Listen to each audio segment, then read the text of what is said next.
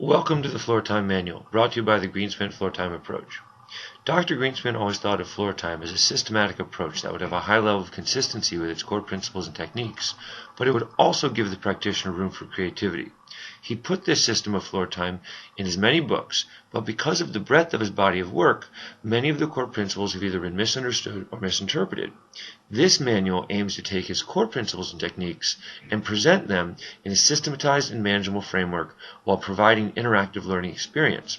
All of the material here comes from his many lectures and books and is meant to be read and watched a number of times to learn all of the different elements of Greenspan Floortime and how it applies to many different situations and play scenarios.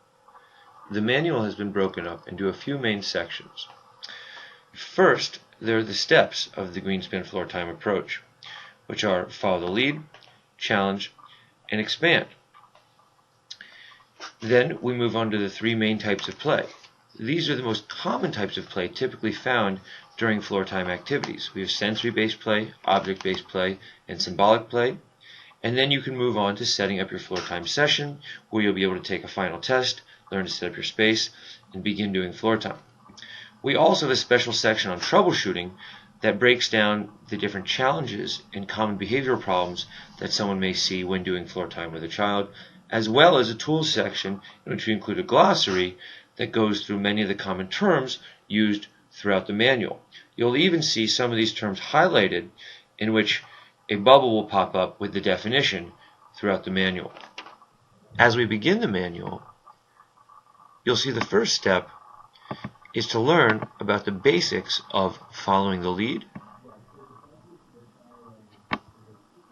where you see general techniques and additional insights that includes bullets as well as audio clips. The same is true for challenging your child as well as learning to expand the challenge. Once you understand the basics of the three steps, then you're ready to pick the type of play that best suits your child. As you can see, there are three types, including sensory, object-based play, and symbolic play, each with a definition. And as you select the one that best suits your child, it takes you to the first step, which is following the lead. This section of the manual begins with a video showing a successful case of following the lead. It's followed by bullets explaining what makes it successful, as well as an audio commentary by Dr. Greenspan explaining these points. It's followed by a second video in which there are things we may want to change in order to understand how to best follow the lead. Once you watch the second video, you're given an opportunity to take an interactive evaluation. This evaluation tests your knowledge about following the lead and will help you determine what changes could have been made in that second video to better follow the child's lead. After you've finished the evaluation, you can then move on to the second and third steps of this example, which are challenge and expand. Once you get into the challenge and expand section of the manual, you'll see that you have many examples to choose from. Depending on the type of scenario that your child might be interested in, you can watch different examples, giving you different types of challenges and ways to expand during different activities.